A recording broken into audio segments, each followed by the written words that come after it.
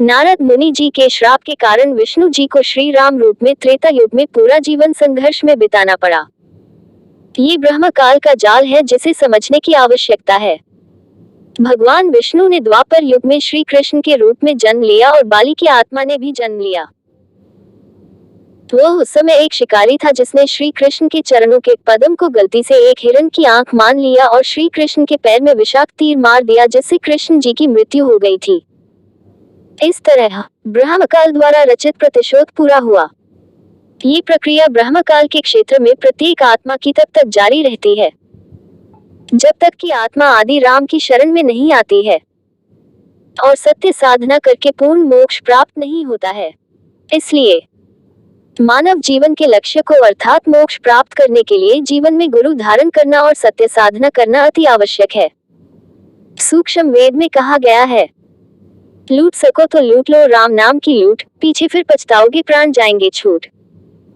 इससे पहले कि देर हो जाए सच्चे संत की शरण ग्रहण करनी चाहिए, उनसे नाम दीक्षा लेनी चाहिए, आदि राम के सच्चे मंत्रों का जाप करना चाहिए जिससे जीव को मोक्ष प्राप्त हो। इससे यह भी साबित होता है कि ब्रह्मा, विष्णु, शिव तीनों शैतान ब्रह्मकाल के जाल से मुक्त नहीं हैं। जो उनके पिता हैं सभी नश्वर हैं, केवल आदि राम ही अजर अमर हैं। वह ज्योति निरंजन ब्रह्मकाल और परब्रह्म से श्रेष्ठ हैं। उनका नाम कबीर देव है। सभी पवित्र ग्रंथ इसका पर्याप्त प्रमाण प्रदान करते हैं। क्या श्री राम जी की पूजा से मुक्ति संभव है? भक्त श्री रामचंद्र की याद में दशहरा, दिवाली और रामनवमी जैसे त्योहार मनाते हैं और रामायण का पाठ भी करते हैं। वे मंत्रों का उच्चारण करते हैं और रामचंद्र जी की पूजा करते हैं, जैसे ओम रामभद्राय नमः, ओम रामचंद्राय नमः, ओम रघुपुंगव्यै नमः, ओम जानकी वल्लभाय नमः, हरे राम राम राम हरे हरे, श्री राम जय राम रघु राम आदि। इन सभी मंत्रों और पूजा की विधि का किसी भी पवित्र ग्रंथ में कोई सबूत नहीं मिलता है। यह मनमानी पूजा है और इससे मुक्ति संभव नहीं है। श्रीमद् भगवद गीता अध्याय 17 श्लोक 23 में पूजा की सही विधि बताई गई है जिससे आदि राम को पाया जा सकता है। 3 शब्द का मोक्ष मंत्र ओम तत्सत सांकेतिक शब्द जो कि तत्वदर्शी संत द्वारा प्रदान किया जाता है, जिसके जाप से आत्मा को मुक्ति मिलती है। सर्वशक्तिमान कबीर साहेब अपनी अमृत वाणी में बताते हैं, राम नाम तेहु लोक में सकल रहा भरपूर, जो जाने ते ही निकट है अनजाने ते ही दूर।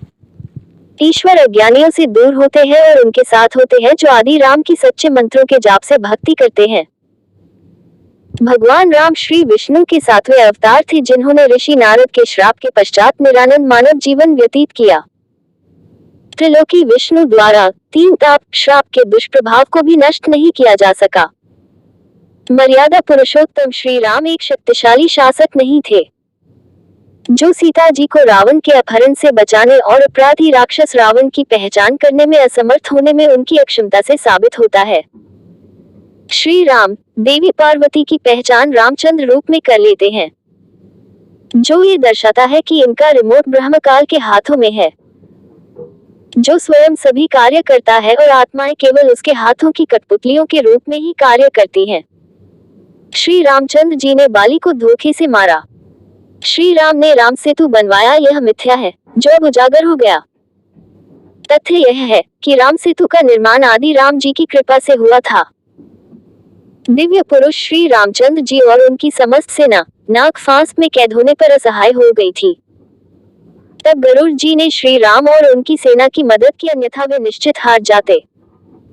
रावण का वध श्री रामचंद्र द्वारा नहीं अपितु आदि राम कबीरदेव जी की कृपा से हुआ था। श्री राम जी की शर्मनाक हरकत बेहद बेहुदा थी जब उन्होंने अपनी गर्भवती पत्नी सीता को नगर वासियों के डर से महल से निष्कासित कर दिया।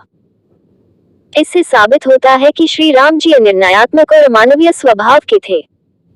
श्री राम ने भक्त हनुमान का अनादर किया। श्री राम ने अत्यंत दुखद जीवन व्यतीत किया और किसी भी सामान्य इंसान की भांति उनकी दर्दनाक मृत्यु हुई। श्री राम भक्तों द्वारा राम को भगवान मानना इन तथ्यों के आधार से गलत साबित होता है। ब्रह्मकाल का क्षेत्र प्रतिशोधितापूर्ण है, जैसा कि बाली द्वारा श्री कृष्ण की मृत्यु के प्रकरण से स्पष्ट होता है। श्री राम की उपासना से मोक्ष कभी प्राप्त नहीं किया जा सकता। श्री राम जी को भगवान की श्रेणी में नहीं गिना जा सकता। आदि राम की सच्ची आराधना ही आत्मा को पूर्ण मोक्ष प्रदान करती है। मोक्ष मंत्र तत्वदर्शी संत द्वारा ही दिया जाता है। मेरे संगी दोई जरग, एक वैष्णव एक राम, वो है दाता मुक्ति का, वो सुमिरावन नाम। आदि राम यानी कबीरदेव मुक्तिदाता है, इसलिए मनुष्य जन्म बर्बाद न करें। पाठकों को सलाह है कि भगवान को पहचाने और अपना कल्याण करवाएं। कबीर, साधु दर्शन राम का, परमात्मा आवे याद, लेखे में वाही घड़ी, बाकी का समय बर्बाद। एक संत के रूप में भगवान को याद किया जाता है, इसलिए प्रत्येक क्षण में आराध्या राम की पूजा करें। अयोध्या के श्री राम की पूजा करना केवल समय की बर्बादी है।